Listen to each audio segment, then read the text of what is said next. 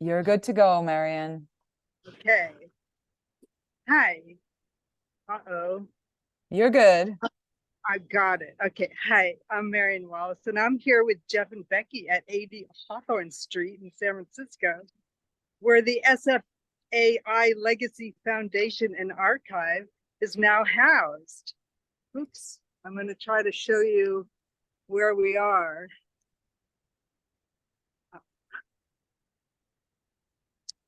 There. Oops. Darn it. No, I can't get the. Sorry, everybody. I'm trying to show you the location here, the fabulous downtown San Francisco. There we go. There we go. We're here with these iconic buildings right near the Museum of Modern Art.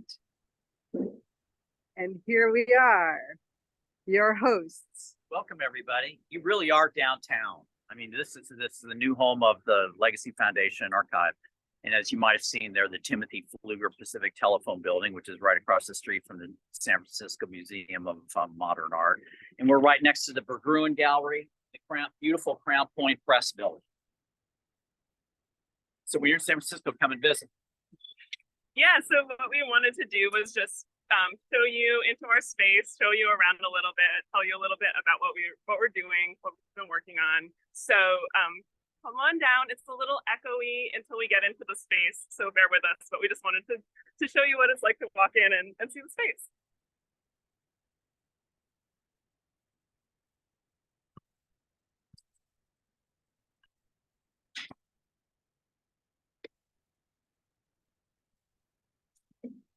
So we're all the way in the basement.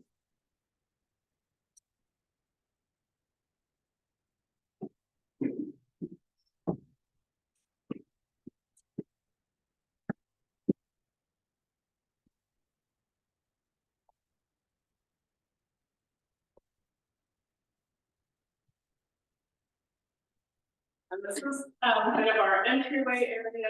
We share the space with some other tenants in the building, but we've been doing some decorating in here. And you can see the posters that we've pulled from the flat files, everything from the athletic activities to the new technology art things that we did. Enrique Chagoya's Alumni Association poster that he did in 1986 and 1978. Ethnic Arts Collective poster. Jerry Richard's USA in Your Heart photo exhibition from 1969. A rock poster style advertisement from the beginning of the MFA in printmaking in the late 60s. Artists Against Apartheid poster. The rock and roll style poster for the Rock and Roll Poster Show. The wonderful Carlos Sevilla, of course, makes the ball.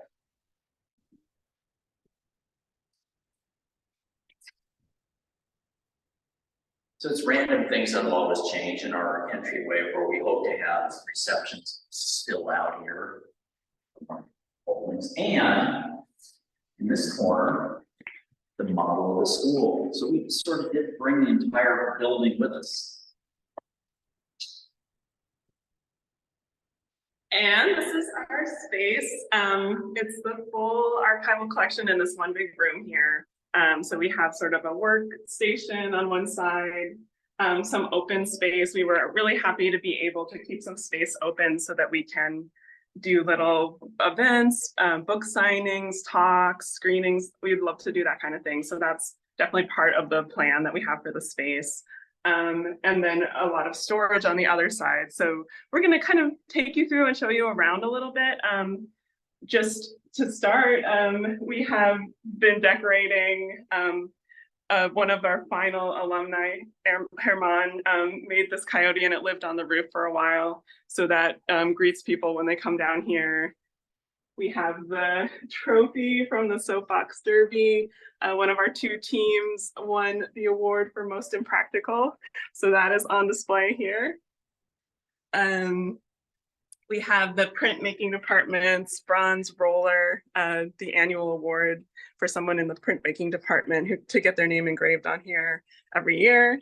And then over here we have we put a lot of stuff on this wall to kind of give people coming into the space like a sense of the history and some of the more fun things, objects and images from our collection and some of the big stuff.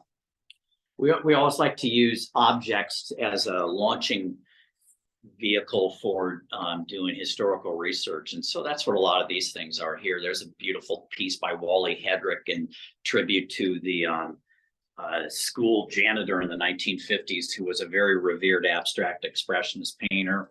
There's Fred Martin's bronze Birkenstocks when he retired as dean. There are images of the school when it was located at the top of Nob Hill in the Hopkins Mansion. And then when the school moved to Chestnut Street, the Arthur Brown building. And we have the Fletcher Cup here, prominently displayed. I see you, Maria. Should we see big? Is that right? There. And a tile from the fountain.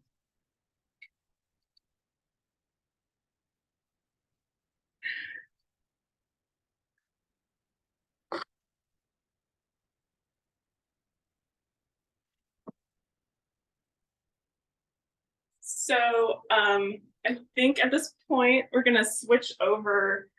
I made a quick slideshow about the move, just so you guys could see what it was like to actually pack up the archives and move them over here. So I'm gonna share my screen and share that and give you a sense of what that move was like. And then I will unmute here.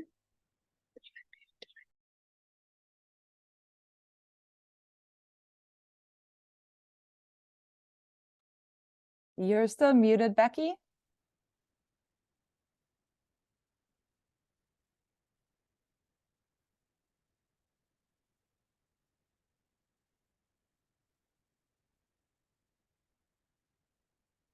Unmute. Okay, can you hear me from the Yes, laptop? there you go. Good.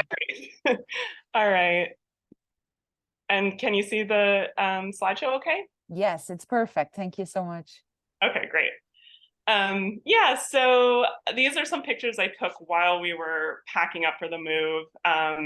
It was a really big, challenging task to do quickly. And you'll see some of the evidence of that, all of these boxes, color-coded labels, trying to figure out how to get things to stay in order and bring them here. Still in order, hopefully, as much as we could. So this is the library, just full of these boxes, all the different collections we were bringing. You can see in these pictures, the books are still on the shelves. We didn't bring most of the books over here. They're mostly still in the library, but we did bring all the books that had to do with the history of the school, and we brought the whole archival collection. So this is us packing up. Oh, sorry, I want to go back to, I just wanted to mention some of our volunteers. We had really great help from librarian friends. This is the crew from the SF MoMA library that came over to help us.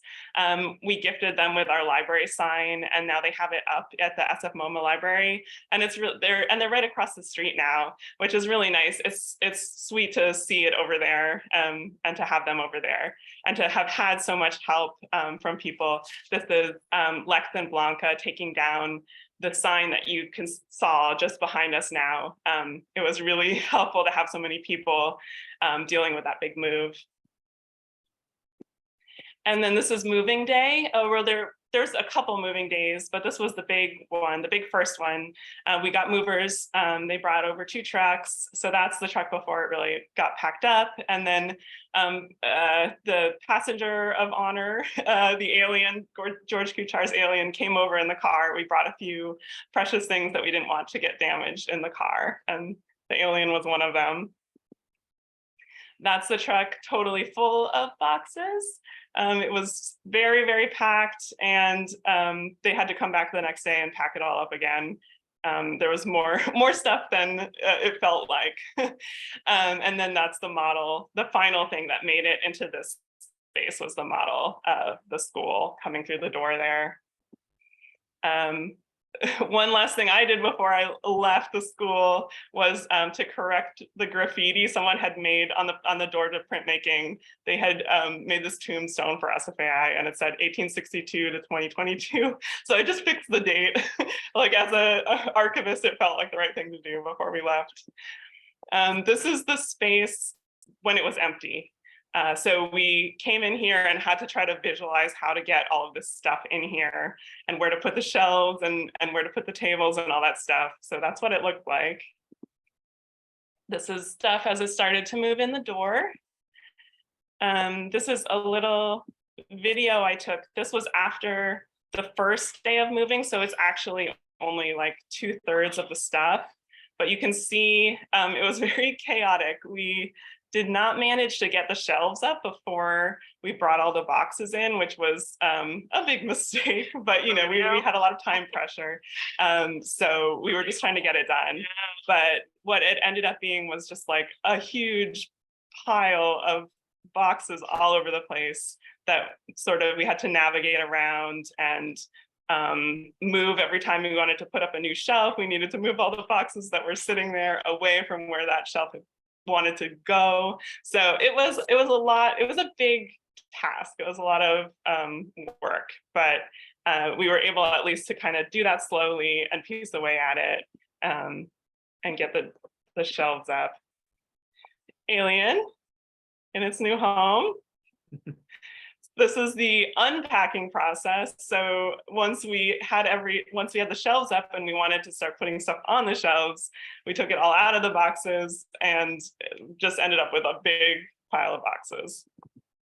And this is some of the volunteers that helped us.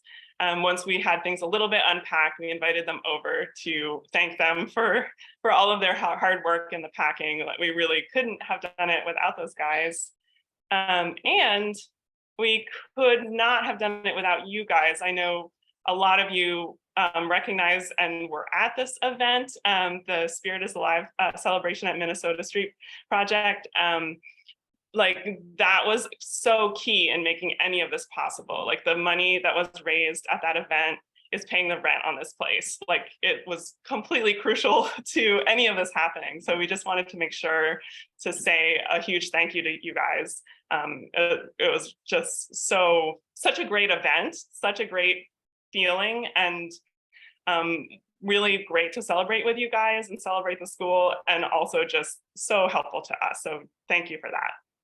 And that's it for the slideshow. So I'm going to stop sharing my screen, and Marion, you can unmute and turn up the volume again over there.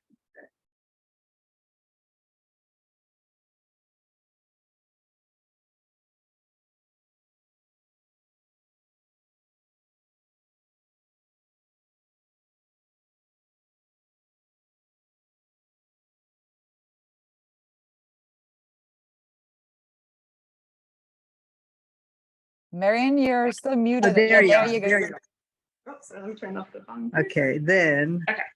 All right, let me turn it up here. Are we good now? Can you hear them? Yes, you're good to go. Great. Okay. Okay, so I think, sorry, I was just going to explain really briefly what we're going to do is just take you guys around the space and show you like just examples of the different type of material that is in the archive. I think a question that we often get is like, what is the archives? What's in there? What kind of stuff do you guys have? And what are you guys up to? What are you doing this year or these coming years? And so the main answer to that question is we got a big grant from the NEH, which we're also very grateful for, that's helping us fund a project to really organize everything, to put it into good order, good archival folders, boxes, labeled. And the key thing is to make guides that explain the contents of the collection so that researchers can find that online and can find us and use the collection. We're trying to make the collection really usable. And that's something that feels really valuable to do going out into the history, or like taking the history out into the future, basically, making it a resource for people, you know, into the future. So we're going to take you around the space and just show you examples of the kind of stuff that's here. It's the stuff that's of those 1,000 boxes or so that we moved over from 800 Chestnut Street that pertain to the institutional archives. It goes back to 1871. Some of it is in varying degrees of arrangement. The things best arranged, of course, are the exhibition records, which do go back to 1871 up till 2022. And they are in these archival boxes. They fit very snugly into the side of the archives. As an example is the Mission School Energy That Is All Around show from September of 2013, which consists of everything. All of the different files consist of different things. Sometimes they're very minimal. Mine only have a little checklist of what was in the show. Sometimes they're installation views. Lots of times there's support materials. In this one, there's the catalog that was done that Natasha Boas and the group did, called Energy That Is All Around. And then there are things like, you know, the reviews that shows, you know, the review from the Chronicle date book that reviewed the show. But there's also an accompanying zine that was done, the loan agreements, and some of the mundane things, but interesting stuff for any researcher in the future. And then there's also support material in very odd object ways like this, which we found right before we left, which was wrapped up, which was the sandwich board advertising sign that was used outside the gallery for the Energy That Is All Around show. And I think Alicia McCarthy and Ruby Neary made this. But it's a terrific object that will generate people doing research, I hope. Another example is an earlier exhibition that was done in 1966 on rock posters. And it always has amazed me that there was an exhibition of rock poster art in November of 1966, because it seems to have predated rock posters in my mind, but there were enough of them and they were generated from the Art Institute, a lot of them. And so consequently, they recognize that as a new art form that should be displayed in the gallery. And what is shown here are these, and the gallery then was only the Diego Rivera galleries before the new building was built. So they're nice installation views from November of 66, showing those rock posters on the wall and this nice little setup in the gallery. And then these great letters, like this letter from Bill Graham, who was interested in this show, and he does a little snippet about Wes Wilson, who was one of their artists for the rock posters, who I believe at the time was teaching at the Art Institute, and was the person who made the promotional rock and roll poster style poster for the Art Institute show, which is displayed over here. And here's some of those rock posters from that era, as well as ones from possibly the next year and the year after that, because the show did travel. But here's the Wes Wilson poster that he made for that show at the Diego Rivera, the Art Institute. The other thing we have in these flat files that's really fun to look at is the blueprints of the building. We have blueprints from the old building, from the new building, from additions that were done over the years. So we just wanted to show you a couple examples of that. This is a nice one from the old building because it shows the front view and it shows the tower. And you know, they're just beautiful to look at. And this second one is one that I like a lot because it shows the designs of all the doors and windows. So it's all these kind of familiar shapes from being around the school. And you can see them thinking out those shapes of the doors and windows, the big circular window of the Diego Gallery is fun to see. And then this isn't a blueprint, but one other thing that we always come back to is this vision, unrealized vision for a way to finance the school. So you can see the school back here dwarfed by something that would finance the school. So there have been so many times that was on people's mind for good reason, as we know, but like, I don't know, it's a funny one to see what people were imagining. At one point, we discussed whether we should bring some of the flat files and the architecture plans because we thought maybe they should stay with the building, but then we thought we really should protect them as much as possible. And we're going to be thrilled to share those with whatever nonprofit art educational institution appears over on Chestnut Street. And they'll have nice, pristine copies of these things at some point. Oh, Perkle and Ruth Marion. These are two images that were blown up from an exhibition that we did in 2019 on Perkle Jones's and Ruth Marion Baruch's photographs of the Black Panthers. And then the response to that showed that happened at the same time. And Ruth Marion and Perkle both went to the Art Institute and studied with Ansel and Minor White and Dorothea Lange. And this is them photographing the breakfast program that the Black Panthers did in 1968, 1969. And they had fallen into being good friends with Kathleen Eldridge Cleaver and wanted to show the Black Panthers in a different light than the way that they were being portrayed in the media. And so it's really fun to see these images that Perkle took of Ruth Marion, his wife, and that Ruth Marion took of Perkle in doing this process. So it's a wonderful example of art photographers doing documentary work in a really interesting way. The other thing that we have in the archives, Perkle wound up teaching at the Art Institute from the 50s and then came back in the 70s to the 90s. But it was great that he would take pictures of all of his students. And so we have this nice set in alphabetical order of all the students that Perkle took that were in his classes. And so it's really a blast to pull out people like, to show, Catherine Opie, who was one of Perkle's students from in the late 1980s. So if any of you were in Perkle's class, let us know and we'll try to pull out a photograph for you that it's long lost. Yeah, any takers on that? Is anyone? We haven't found any students yet from Perkle Jones. I keep trying. You may not want to admit seeing your own image on there, but let us know. Yeah.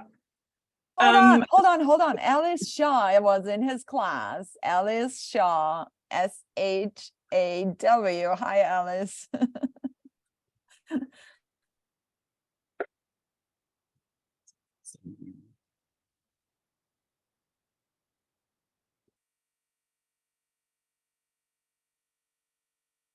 Yeah. Oh my God, this is fantastic. Thank you, Alice.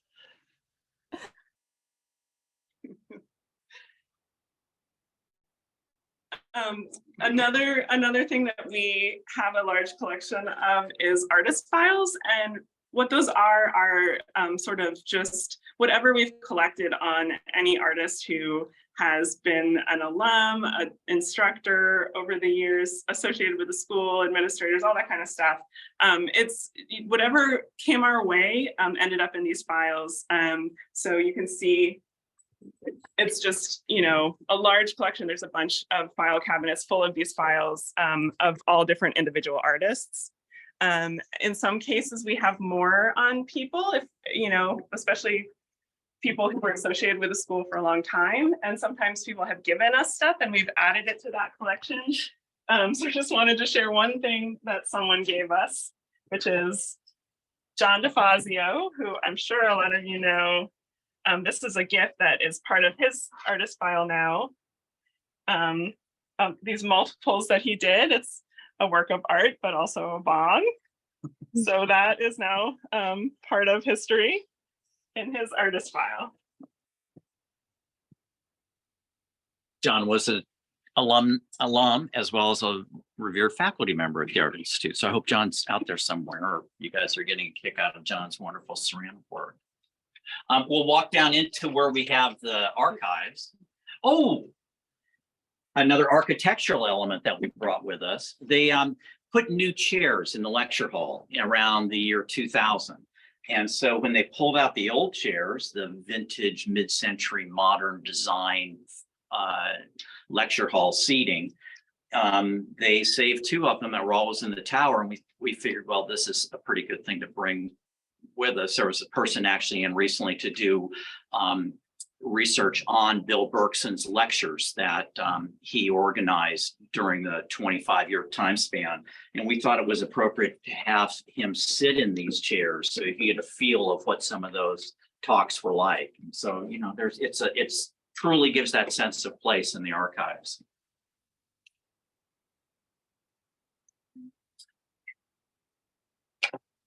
We have this nice photo. There's a nice photograph that was up down in the sculpture department of Richard Berger after he passed away in 2015. And we thought this was appropriate to bring for the archives.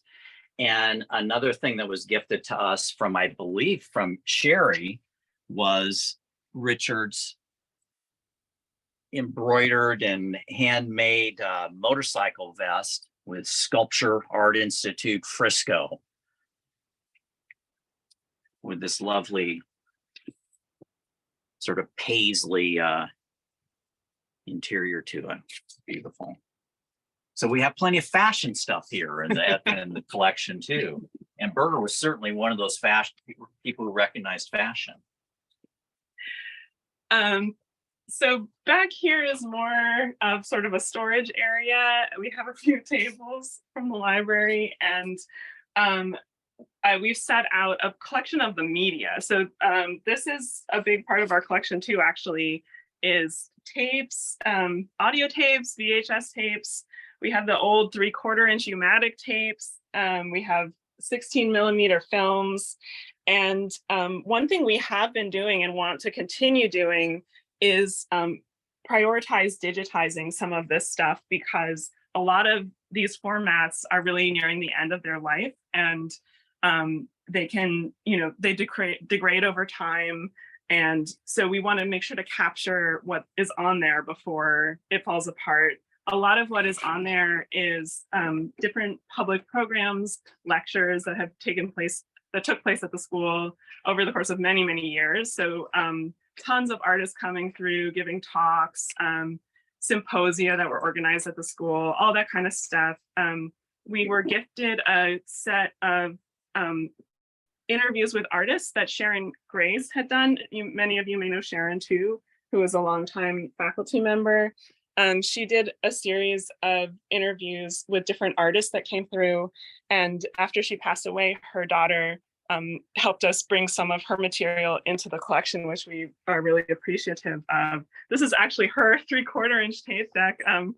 We haven't used it. It's a little dicey to use these things just because of the aging material. We haven't tried it out, but we'll give it a try on a tape that's not very important and see if it still works. But it was great to get that stuff from Sharon, and really interesting to see you know, all these old formats, the different materials that have accumulated over time. One example of the earliest of formats that we have comes from a symposium that was held in 1949, and we have a good digital record of the lectures and the symposiums that were prepared to, you know, finish up the finding aids for. But for the 1949 one, that included Marcel Duchamp and Frank Lloyd Wright and Gregory Bateson and others. It was on wire recording. So you can see that this recording, and this may be the most stable of all of them, but you can see how this recording is barely recognizable, but is very solid. Now, the problem is finding a player for it, but the Archives of American Art a number of years ago did have a player for it, and then recorded onto cassette tape, which we have now digitized. Oh, and then just briefly the book collection. We did bring the like, these are the exhibition catalogs pertaining to the history of the Art Institute going back to the beginning of time, and other things that we'd always cataloged as an archival book collection, which related to the history of Northern California art, people who taught at the Art Institute, and alumni. And so that's what this is that we use in support for doing the finding aids for the paper trail of the archives. One of the classes have always produced different things like portfolios in the film department or in the photo department, films for in George Kuchar's class, different projects in the performance video and the new genres department. There are always remnants of those things in the archives. this is one from a set of things that Charles Hobson did in his artist book class. And every year he would make these great scrapbooks about what went on in the classes and everything about their field trips and where they wandered off to, as well as little pages on what the students had made for their artist books. And this is the field trip to Crown Point Press in 1995, showing Charles Hobson and and Valerie, who is the person who runs the Crown Point Press upstairs. So it's really fun to have this thing in the building that we exist in. And then just in general, this is, storage of some of the less organized parts of the collection. So a big part of what we're going to be doing is organizing the stuff that's not as well organized, indicative of a lot of what we have here. Some of bringing things over was just throwing it into boxes like this. But we also have this is a picture that I took years ago in the tower. A lot of the archives were stored in the tower back then. And it's a good reminder of the progress that we've made. The chaos that used to exist up there is getting better. So that's kind of this general area, some of the less organized collections. We also have over here, we have the MA thesis collection. So if any of you wrote a thesis as part of your MA program, that is here in this collection. We have a hard copy of all of them. And we have the board minutes going back to the beginning of the school. The board minutes are actually some of the oldest material in the collection because a lot got destroyed in the 1906 earthquake and fire. The school burned to the ground at that time. So the minutes were some of the only things that got saved. So it's cool to have this record of the very beginning of the San Francisco Art Association that gave birth to the school, including some cool stuff that's in here. There's this great little snippet in here. Everybody talks about Muybridge showing the first film at the Art Institute when it was located downtown. And this is just this great line in here where it says, Mr. Bennett moved that Mr. Muybridge be granted the use of the rooms for the exhibition of his photographs of trotting horses. And so that's a nice primary source thing that somehow survived the earthquake and fire that documents Muybridge being attached to what was then the San Francisco Art Association, and which is now what became the San Francisco Art Institute. And then our last stop on the tour is kind of this area of collections that are a little more organized. A lot of it got organized because it's interesting material that researchers have been interested in over the years. So a lot of stuff here has gotten a lot of use from researchers.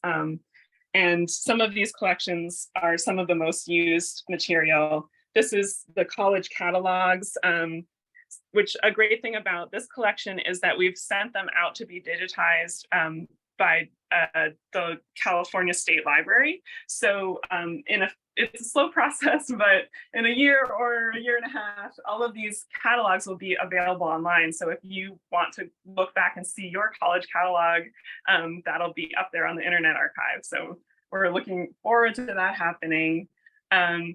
Another example of a collection that's pretty well organized is the collection of parties. There's some really great files in here. The parties, especially from the 30s, were really large and pretty wild.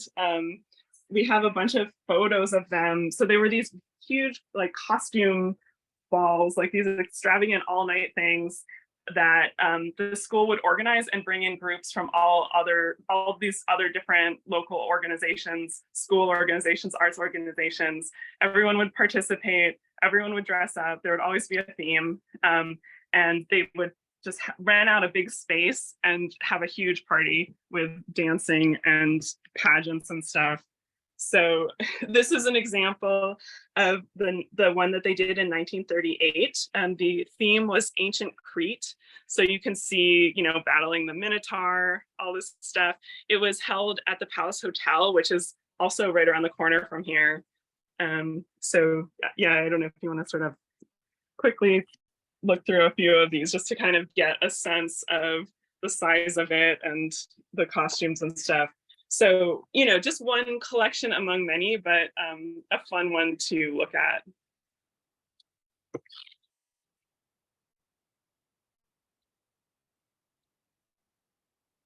One of the collections that really came very arranged and organized were the enrollment records that go through 1989.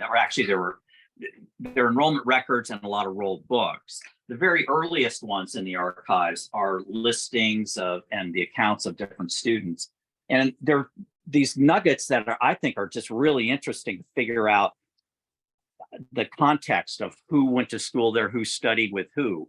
And particularly in the earliest period, both Becky and I have done research on the 20s and 30s recently, and it was just really interesting to see how students would be together and then they would be together for the rest of their lives as artists. And there was one person who was doing research on Jose Orozco, and he came across information that he'd gone to this school, and I'd never heard that. And I thought that could be wrong, but it could be corroborated in the roll books. And sure enough, in the roll book for 1917, they have Orozco listed, his name completely misspelled, but there he is at 628 Montgomery Street, which is in the Monkey Block, which is where all the artists had their studios, including years later, Diego Rivera was a block away. And Orozco was there as a student in 1917 and studied with people at the Art Institute. It's fascinating to think of not just Diego Rivera, but Orozco had a connection with the school. And now all we need to do is find a connection with Siqueiros, and we'll have the triumvirate of Mexican muralists.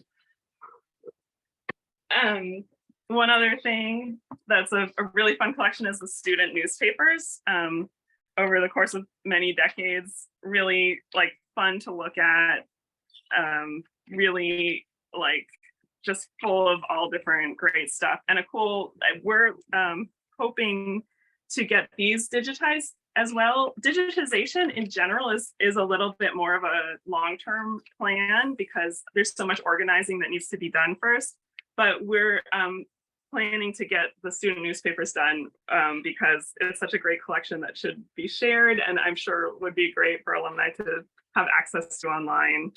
There's so much good stuff in there. We have Amanda Rendell in the audience who worked on that particular issue. So thank you for that. Nice. That's great. Hi, Amanda. And we have a file on Amanda. Photos. The photography collection continues to grow as we find things in different like PR boxes that have not been processed whatsoever. But they go back to the 19th century too, but just some examples of the things that are just sort of randomly in this folder. But you know, this school store from the 1980s. A goofy picture of Bill Wiley with funny eyeballs. Image of faculty member Bill Morehouse in Studio 13, being his own model for the students as a folk singer.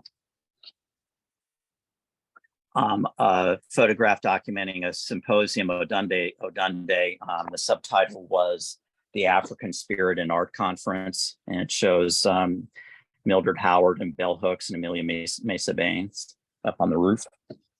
You know, early technology, but this is David Rosenboom, who taught music and sound stuff both at Mills College, but he also taught at the Art Institute in the 80s.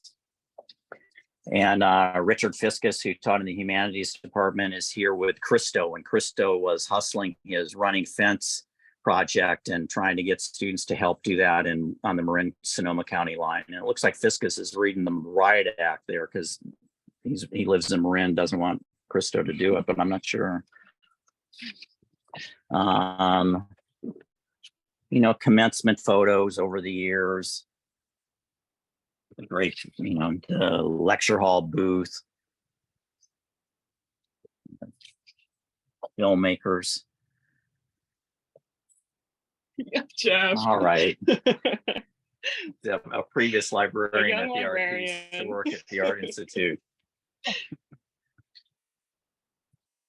So that is it. Oh, hello. And our neighbor. Oh, look who's Marianne, here. has come in just in time for our Q&A. Yeah. We're going to see it live. Welcome, neighbor. And we have a couple of questions already in the chat for Jeff and Becky that we can also start with if you're ready. Okay. So to the laptop. Perfect timing.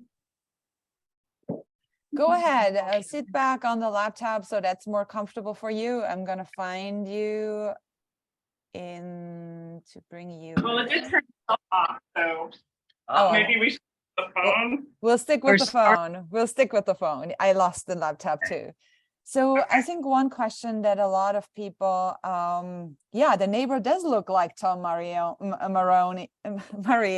Annie, you put a typo in there. Welcome. I have your beer book here somewhere. I will show you in a minute.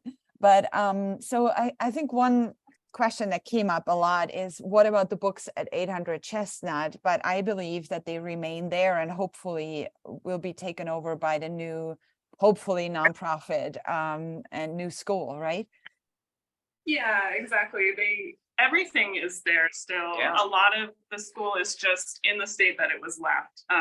All the equipment, the presses, the film equipment, and the library books is just sitting there. And so, it was hard to leave that stuff there and not knowing its fate, but we're hopeful for the future of that material becoming part of an art center. If, obviously there's a lot of unknowns still, nothing is for certain, but that's always been our hope, that they will remain there and become part of something that can be used for art making again and a library again. That's our hope. And we have some optimism about that. And, luckily they're in San Francisco where, the climate is, not bad for keeping books and paper like that. So we assume that they're in okay shape as they exist there. And hopefully they will have a future to them at some point. We have a lot of questions, of course, about the new school, and maybe we'll take some time. But before that, have you found documentation from 1970 when Fred Martin shut down the school for a time to focus it solely on anti-war activity in response to the U.S.-Cambodian incursion? I'm not sure. That may be more in somebody's reminiscence of what happened in 1970. I mean, there's stories about different things happening in 1970, including in that period with Wally Hedrick and with Jay DeFeo, who were let go from the faculty. I have a feeling that maybe individual faculty, I get the impression, and there's no paper trail of this at all yet that we have found, but I get the impression that there were faculty members who wanted to shut things down, thinking it was more important to go downtown and protest than it was to be in their art studios making art. But I don't think that's what Fred had in mind whatsoever, although Fred was always somebody who tried to get a consensus of everything. And those were times that were, certainly there were a lot of opinions about how to deal with the Vietnam War and other political items. But we may come across those kinds of things, but there's no real paper trail of ever shutting the school down because of that, unless it was for, maybe we should look specifically right after the shootings at Kent State, because it may have shut down for a few days at that time period in May of 1970. One question by Annie Reiniger-Holleb. Are you continuing to collect pieces for the archive? I mean, we're definitely in the market for contributions. As you can kind of tell from what we've shown you, the focus of the collection is on the history of the school. So if you have photos of your time at the school, that would be amazing. We would love to add to our digital photo collection too, so it doesn't have to be a physical object. Posters, that kind of ephemera, stuff that is documenting the history of the school. We're not really in the position to collect artwork necessarily, But we would love the paper stuff, the newspapers, fill in any gaps that we might have in our collection. That kind of stuff would be definitely welcome addition. Another question about the 1970s. During the 1970s, the Louis B. Mayer Foundation funded the library's acquisition of all MFA candidates' master's films. Do you have those in the archive? How about the collection of independent and artist film 16mm that we used in our film history classes?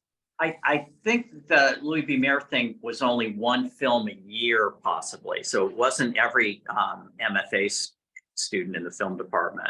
And I think so that, and it may have lasted into the 80s also, I think. So but there might be a set of probably 10 or 12 films that were from the Louis B. Mayer fund. And we did bring those over, and we brought over films that pertain to alumni who taught there, as well as the faculty. For instance, the Ernie Gare films that were in the collection, we showed recently at the Museum of Modern Art at their lunchtime screening. And so those films are in the collection. We did not bring over films like, we have 60mm films of Olympia, and there were things like that which we did not bring over because it just, even though they might have been used in classes occasionally, they weren't integral to the history of the film department. So we did not bring over all the films. Thank you, Jeff. There is a question about a graduate lecture series and important symposia, if those are accessible online already, maybe. That is a work in progress. So we've done a ton of digitizing of that stuff. And so a lot of it is still on our local storage, but we're starting to move stuff online. We're going to be adding to a collection on the Internet Archive. And so, it's great that a lot of that work has been done. And in the next, this year, a project of this year is moving that material from our local storage to the Internet Archive so it's publicly accessible. So that's definitely something we're working on. Yeah, those are safe, and we have the originals of them as well as digitized copies of them too. It's just a matter of getting them out to people and getting them into some sort of vehicle where you'll be able to find them. But if you have questions about that, don't hesitate to email us about it too, because we could send you a digital version of those lectures too, in case you missed it and you missed the lecture and you weren't there in person and you need to finish a paper for credit still, let us know. Yeah, we're happy to field questions. We're happy to have visitors. To see the heads up, but we would love, if you've seen something here that you want to look at in person, we'd love to host you. And if there's something that we can easily scan, we'd love to do that too, or share the digital file of the lecture, that kind of stuff. Yeah, we welcome your interest.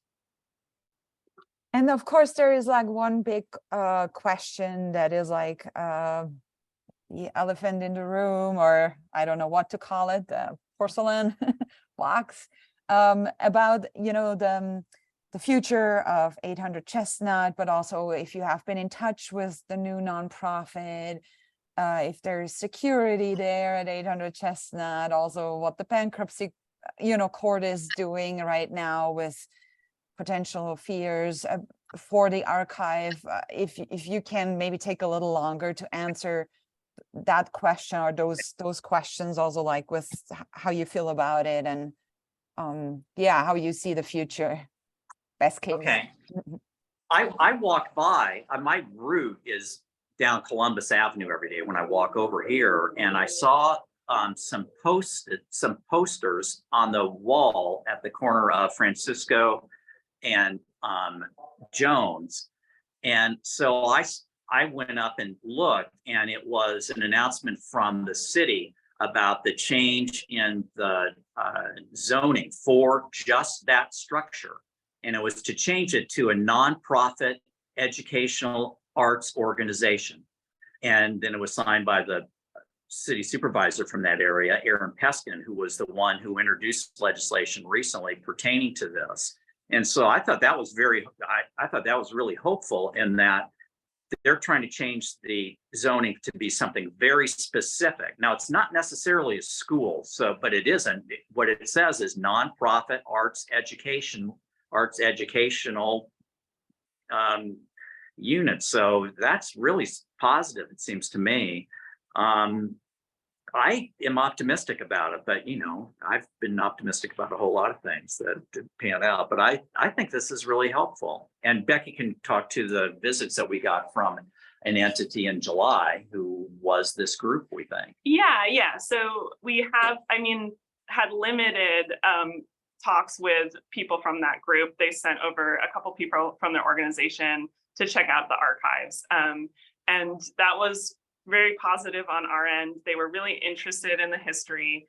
The thing they kept mentioning when they talked about their vision for what this new entity would be was Black Mountain College. If you guys are familiar, the school that closed and then became an arts center. They do classes, they do programming, but so it's not an accredited university, but it's an arts center still. And so, when they talk to us about their enthusiasm for the history, and they assured us that they wanted to work with us.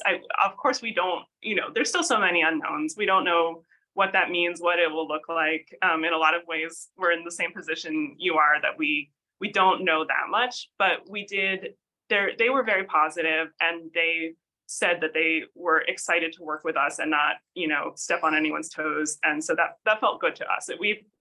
The signals we've gotten have been positive. And so I think we're just in a position of having to wait and see how it all plays out. And we don't know specifically how we'll be affected.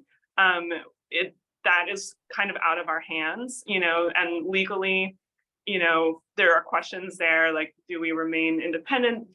Could some entity absorb us? They could if that was their intention, but the message we've gotten from them is that they want to work with us and not push us around. So we felt good about that, but that's kind of all we know. It's kind of all we can know at this point. They were as fascinated with the archives and the history of the place as anybody who walks in to look at things for the first time. So we appreciated that, and it was very reassuring. So who knows? Yeah, and there was this question about security, but as Becky was also letting us know already then when that came up, that there was a change in the security company, but there is a new security company watching over the building, so it is not abandoned, or at least as good as it can be guarded. That there is a company working there. Yeah, and I learned that by looking online at the public documents associated with the bankruptcy, which is something that everyone can do. It's like pacer.gov. So, they're required to post the documents associated with the bankruptcy. So if you want to, you can create a login and go in and look at that material and kind of keep tabs on anything that's public record. That's how I learned that they had switched security companies.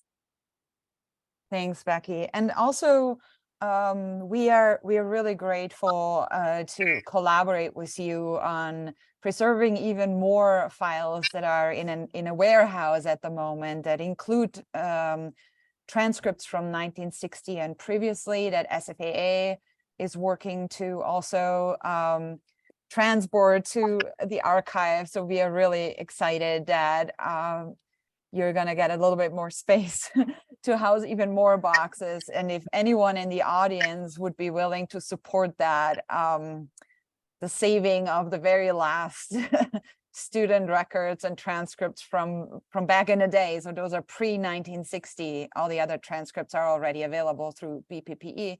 But please, if you want to help us, you can either donate to SFAA or the Legacy Foundation for that purpose, so we can preserve even more archival documents and stories from back in the day. I think Becky and Jeff, you will find some really good stories in those additional records as well. For sure. Yeah, no, we will. Wonderful. So Annie has one last question before we say our goodbyes. That is the website that you mentioned where the bankruptcy info is. It's kind of difficult to log on to, right? I think you posted it on Facebook at some point.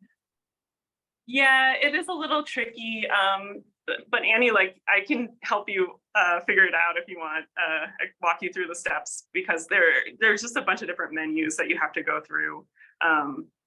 Yeah, so it is a little tricky, but it is all there if you take a little time and get in there and figure it out.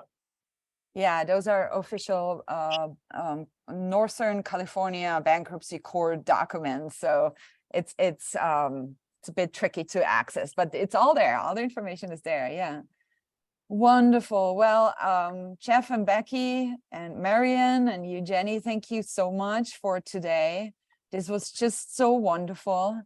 I'm gonna stop the recording now. So if you want to say goodbye real quick to the people that are watching later, I'm gonna stop it here.